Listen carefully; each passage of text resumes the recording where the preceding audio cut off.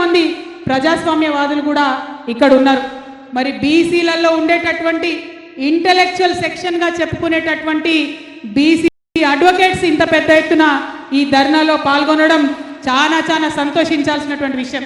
అట్లానే బీసీలలో ఉండేటటువంటి డాక్టర్స్ అందరు కూడా తెల్లకోట్లు వేసుకొని వచ్చి ఇవాళ ఈ దీక్షలో కూర్చోవడం ఎంతో సంతోషం.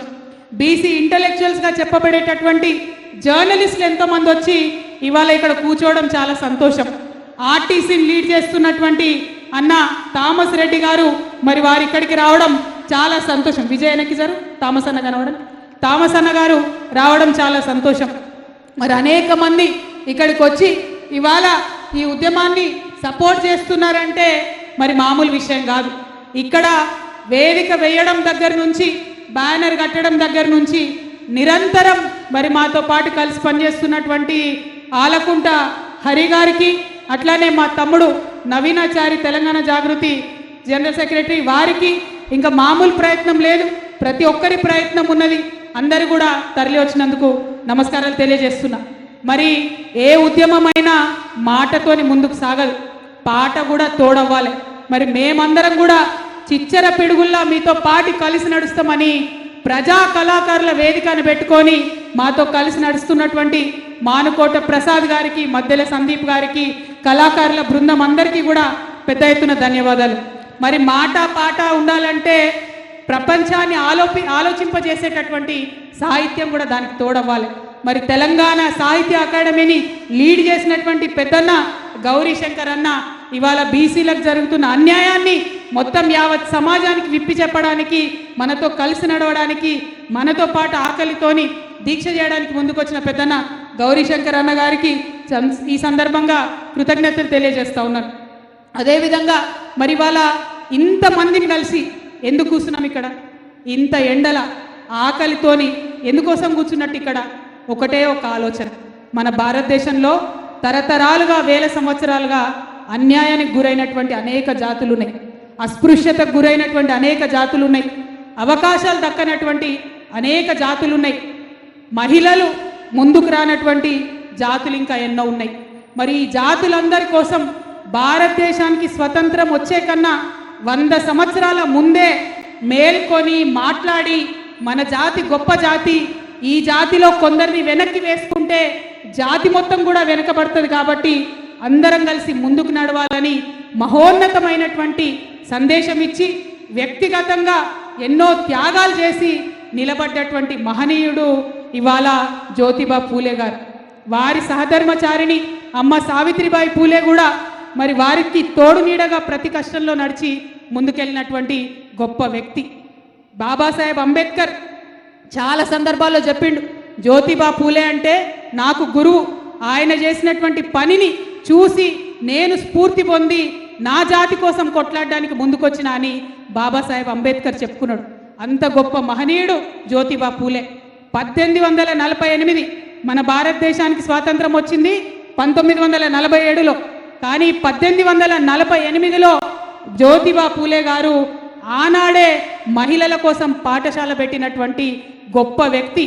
ఇవాళ నేను ధైర్యంగా మీ ముందు నిలబడి 2 మాటలు మాట్లాడుతున్నా అంటే ఇవాళ ఇంతమంది మా మహిళా సోదరిమణులు వచ్చి ఇక్కడ దీక్షలో ధైర్యంగా పాల్గొంటున్నారంటే ఆనాడు ఆ మహనీయుడు చేసినటువంటి కృషి అని ఇవాళ చెప్పక తప్పదు. భారతదేశంలో ఉన్న ప్రతి ఆడబిడ్డ కూడా పొద్దుగా లేస్తే జ్యోతిబా పూలేకి దండం పెట్టుకుంటేనే మనం ముంగట పడతాం తప్పితే ఇంకొక ఆస్కారం లేదు. అదేవిధంగా కుల వివక్ష తొలగించాలని పాపం ఆయన అనేక అవమానాలు పడ్డాడు. ఆయనకు ఒక మంచి దోస్తు ఉంటాడు, ఆయన బ్రాహ్మణుడు ఉంటాడు, స్కూల్లోనే చదువుకుంటుంటాడు ఆయనతో కలిసి. ఆ బ్రాహ్మణ సోదరుడు మిత్రుడు పెళ్లికి పిలిస్తే పెళ్లికి పోతాడు. ఆ పెళ్లిలో ఆయనను అనేక అవమానాలకు గురి చేస్తారు. ఆ అవమానాలకు గురైన తర్వాత కేవలం ఇది నా అవమానం కాదు, నాలాంటి లక్షలాది కోట్లాది మందికి జరుగుతున్న అవమానం, ఈ అవమానం నుంచి నా జాతి ప్రజల్ని విముక్తి చేయాలని చెప్పి ఆనాటి నుండే పోరాటం మొదలు పెడతాడు.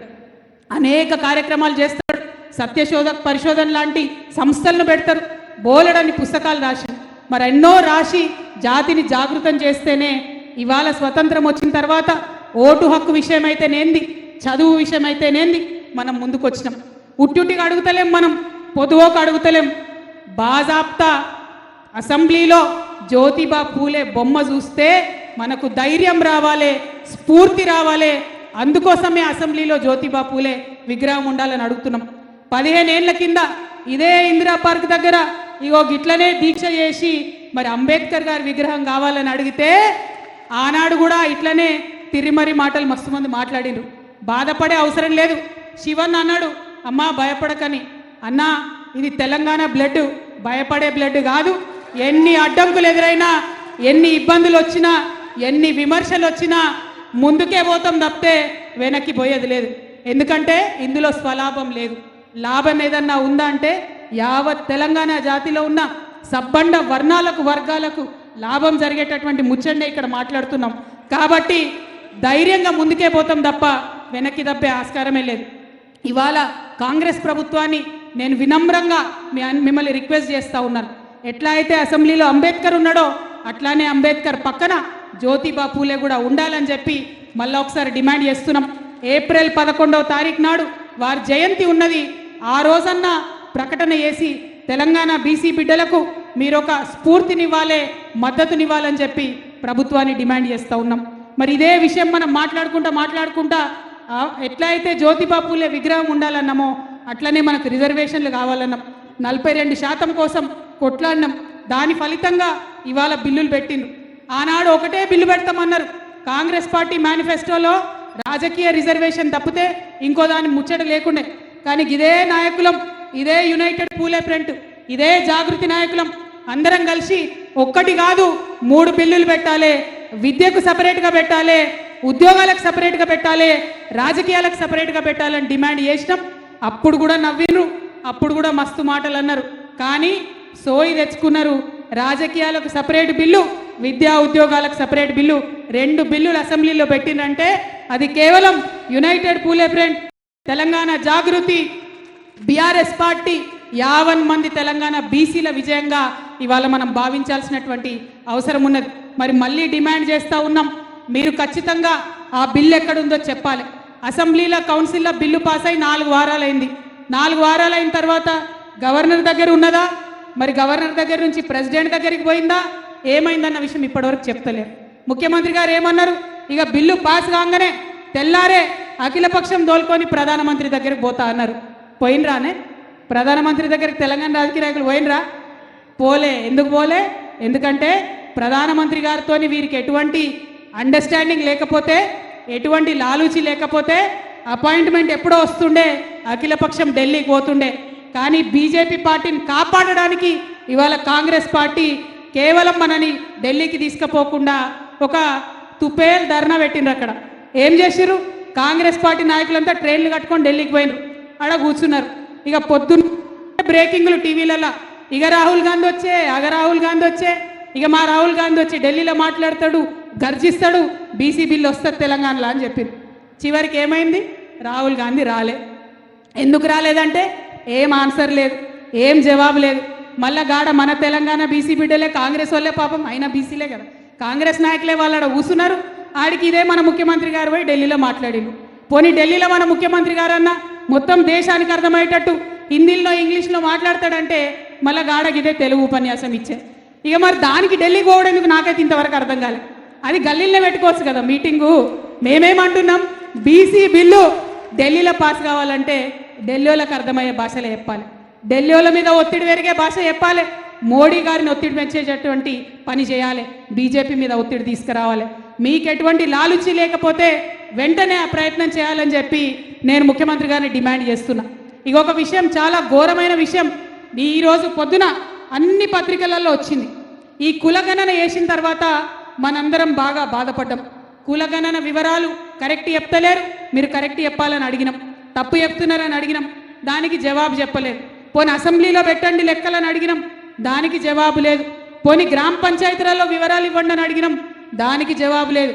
ఇవాళనంట మొత్తం ఇచ్చినటువంటి డేటా, వాళ్ళకు వచ్చినటువంటి డేటా అంతా తీసుకుపోయి ఒక ఇండిపెండెంట్ ఎక్స్పర్ట్ కమిటీకి ఇస్తారట. ఆ ఇండిపెండెంట్ ఎక్స్పర్ట్ కమిటీలు ఈ డేటాను అనలైజ్ చేస్తారంట.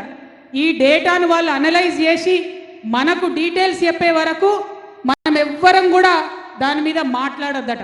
దానికోసం నిన్న హెచ్చరిక జారీ చేసిరు. ఇగో కులగణనపై ఎవరు మాట్లాడొద్దు, ప్రభుత్వము నాయకులు మీడియాకు ఎవరు కూడా మాట్లాడొద్దని ఇక్కడ అండర్లైన్ చేసి పెట్టినాం. స్వతంత్ర సంస్థనట, వీళ్ళు ఇండిపెండెంట్ సంస్థనట, వీళ్ళు మనకు హెచ్చరిక చేస్తున్నారు. మీరెవరు మాకు హెచ్చరిక చేయడానికి? మీకు ధైర్యం ఉంటే, మీకు నిజాయితీ ఉంటే, నిజంగా బీసీల పట్ల కాంగ్రెస్ పార్టీకి చిత్తశుద్ధి ఉంటే మొన్న చేసిన కులగణన వివరాలు మీరు అసెంబ్లీలో పెట్టండి. అందరూ మనిషోటి పట్టుకోండి, మీరు అసెంబ్లీలో పెట్టండి. కానీ మీరు అసెంబ్లీలో పెట్టకుండా ఆ డేటాను తీసుకుపోయి ఆర్టిఫిషియల్ ఇంటెలిజెన్స్ యూజ్ చేసి అనలైజ్ చేసి ఆ తర్వాత మనకు రిజర్వేషన్ ఇస్తారట. మేమేం చేసినాం? బీఆర్ఎస్ పార్టీ నుండి ఆనాడు చేస్తే బాజాప్తా వెబ్సైట్లో పెట్టలేదా? పెట్టినాం. మీకెందుకు ధైర్యం లేదు? కాంగ్రెస్ పార్టీ చరిత్ర దయచేసి తెలుసుకోవాలి. 2011లో సోనియా గాంధీ గారి హయాంలో దేశంలో కులగన్న చేసిరు. 2011 నుంచి 2025 అంటే 14 ఏళ్ళు. 14 ఏళ్లలో ఆ వివరాలు ఇంతవరకు ఇవ్వలే. కర్ణాటకలో కాంగ్రెస్ ప్రభుత్వం ఆధ్వర్యంలో 2015లో కులగణన చేసిరు, అంటే 10 ఏళ్ళు. అది ఇంతవరకు వివరాలు ఇవ్వలే. ఇక తెలంగాణలో పోయిన సంవత్సరం చేసిరు.